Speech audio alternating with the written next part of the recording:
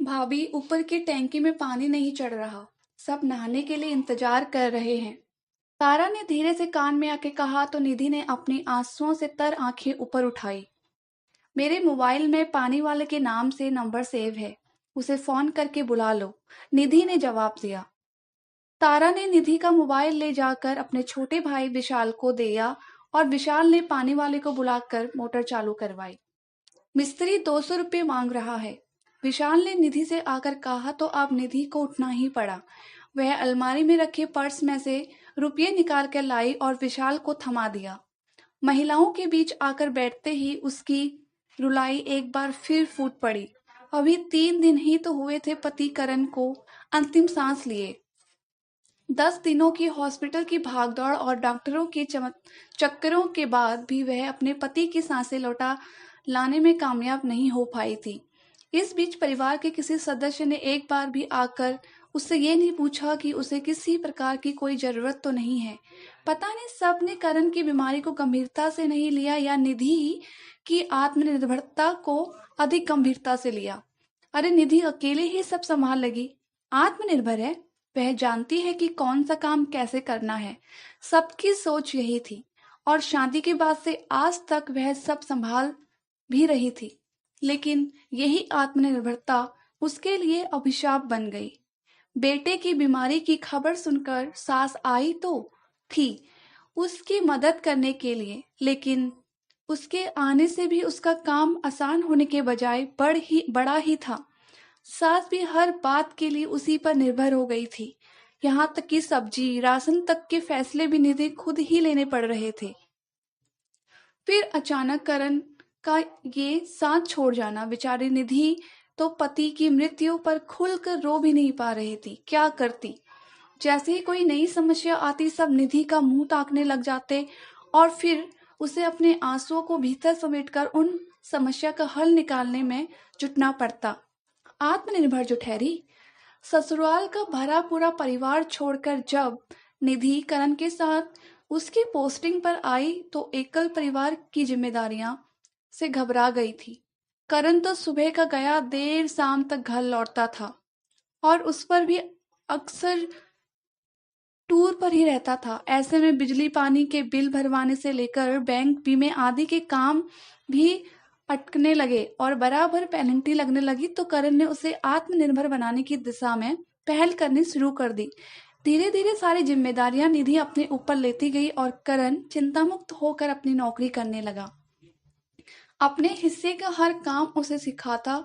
करण अनजाने में उसके भीतर बोए आत्मविश्वास के बीज को और ज्यादा बड़ा करता जा रहा था और एक दिन वह आत्मनिर्भरता का बीज बहुत बड़ा पेड़ बना और उसके भीतर लहराने लगा। लेकिन जब निधि कहाँ जानती थी कि आत्मनिर्भर होने उसके लिए इतना कष्टदायक हो जाएगा कि पति को याद करके खुलकर रो भी ना सकेगी। वह उससे कहीं अच्छी दशा में तो माझी और तारा ही हैं जो बेशक हर बात में किसी सबल के साथ मुंह ताकती रहती, लेकिन कम से कम अपने बेटे और भाई की मृत्यु पर जी भरकर रो तो सकती हैं। ये सोचते ही निधि की हिचकियां बंध जाती। सामाजिक औपचारिकताएं पूरे होने के बाद सभी एकाएक अपने काम धंधों और घरों को लौट गए। ये तो निधि आत्मनिर्भर है, सब संभाल ही लेगी, बस कुछ दिन तुम उसके पास और रह जाओ ताकि उसे अकेलापन ना लगे, कहते हुए ससुर जी ने माझी को उसके पास छोड़ दिया था। निधि कहती भी क्या, रह गई दोनों सास बहू अकेली। करण के जाने के बाद उसकी पेंशन, बीमा और ग्रेजुइटी का भुगतान अनुकंपा के आधार पर निधि की नौकरी आदि सब के लिए निधि अकेले ही झूलती रही। ओह करण, क्या इसी दिन के लिए तुमने मुझे आत्मनिर्भर बनाया था? यह सोचकर निधि रो पड़ती थी। पति की यादों और उनकी रिक्तता से उत्पन्न हुए शोक को मजबूती से भीतर दबाकर शारीरिक और मानसिक रूप से थकी हारी जब शाम को लौटती तो माझी पानी के गिलास के साथ दिन भर की डांक के रूप में समस्याओं का पिटारा भी साथ में थमा देती थी। करण भी ना गजब इंसान था, कहाँ कहाँ पांव पसा रखे थे कुछ नहीं पता। डांक देखते देखते निधि का सर चकराने लगता। कोई म्यूचुअल फंड का कागज तो कोई इनकम टैक्स का रिटर्न, कोई किसी पत्रिका की सदस्यता तो कोई किसी सामाजिक संस्था से जुड़ाव। करण, मैं जैसा पूरा एक समाज समाया हुआ था, और वह ये निधि के भरोसे ही तो क्या करता था। कागज संभालती निधि की आंखें भर आती। बहू, देख तो, यह एक कागज आया था आज। माझी ने एक रजिस्टर पत्र उसके सामने रख दिया।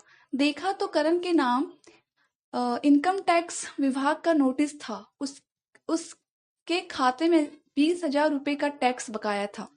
यह कैसे संभव है? मैं तो नियम से करण का टैक्स भरवाती आई हूँ, फिर ये चूक कैसे हो गई? निधि ने माथा पकड़ लिया। रात भर सोचती विचारती रही कि पैसों की व्यवस्था कैसे करेगी। कोई राह नहीं जूझ रही थी। सुबह 10 बजते ही निधि अपने सीए से मिलने पहुंची। उसे नोटिस दिखाया।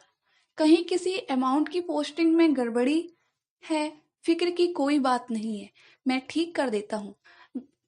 करण जी का कोई टैक्स बकाया नहीं है, आपको तो बल्कि 15,000 रुपए का रिफंड मिलेगा। बस थोड़ी सी फॉर्मेलिटी करनी पड़ेगी। सीए ने करण का खाता चेक करके बताया तो निधि ने राहत की सांस ली। इसलिए नहीं कि 15,000 रुपए का रिफंड हो रहा था, बल्कि इसलिए कि वह करण की अपेक्षाओं पर खरी उतरी थी। जिस भरोसे के साथ करण उसे आत्मनिर्भर बनाना चाहता था, आज वह उस विश्वास को हासिल कर पाई थी। इसी तरह करण की यादों को सहजते समझते और जीने के लिए लड़ती जूझते साल बीत गया। जिंदगी एक बार फिर से दबदबी सी मुस्कुराने लगी थी। घने पेड़ों को चीरती हुई एक आशा की किरण जमीन पर उतरने को आतुर थी। निधि को करण की जगह उसके ऑफिस में नौकरी मिल गई। आर्थिक तंगी दूर हो गई। अपने काम में डूबने से निधि का मन चिंता से बाहर आ रहा था। उसका घर और नौकरी के तराजू पर संतुलन बहुत अच्छे से चलने लगा था, ठीक वैसे ही जैसे बांस पर चढ़ी नटनी का चलता है। हाँ, यह जीवन नट का खेल ही तो है, जिसे सब अपने अपने तरीके से खेलते हैं। कोई रस्सी पर चलकर दूसरे किनारे पहुंचता है तो कोई बीच राह में ही गिर पड़ता है। जिंदगी की गाड़ी फिर से रफ्तार पकड़ने लगी थी, लेकिन वे रास्ते ही क्या जो सीधे गुजरते जाए, बिना मोड़ के भी कहीं जिंदगी कटी है भला? इस महीने ससुर जी का रिटायरमेंट है। माँ जी तो पहले ही चली गई थी। निधि भी 1 सप्ताह की छुट्टी लेकर गई है। बेटे के जाने के बाद से ससुर जी उसे ही अपना बेटा समझने लगे थे। रिटायरमेंट वाले दिन परिवार सहित सभी दोस्त रिश्तेदार ससुर जी को लेने उनके ऑफिस गए थे। इस ऑफिस की परंपरा रही है कि रिटायरमेंट होने वाले कर्मचारी को विदा करते समय विदाई में भुगतान का चेक दिया जाता है, लेकिन कुछ शासकीय समस्याओं के चलते इस बार यह नहीं हो सका। हमें इसका खेद है। जल्द ही सारी औपचारिकताएं पूरी कर ली जाएंगी। हम इनके उत्तम स्वार्थ की कामना करते हैं। ससुर जी के बॉस ने उनके सम्मान में अपना सुझाव दिया। सुनते ही विशाल भड़क गया। यह क्या बाबूजी, ना पेंशन बनी ना ग्रेजुएटी के साथ पेपर। अगले ही महीने हाथ तंग हो जाएगा। मुझे तो इन सरकारी कामों की अधिक समझ भी नहीं है, और अब ये भैया भी नहीं है। आप भी इस उम्र में कहाँ कहाँ चक्कर काटेंगे। विशाल ने जरा नाराजगी से अपने पिताजी से कहा। कोई बात नहीं, यह मेरी आत्मनिर्भर बहू है ना, सब संभाल लेगी। ससुर जी ने भरपूर स्नेह के साथ निधि की तरफ देखा तो निधि का चेहरा आत्मविश्वास से दमक उठा। लगा मानो करण ही ससुर जी के चेहरे में से झांक रहा है।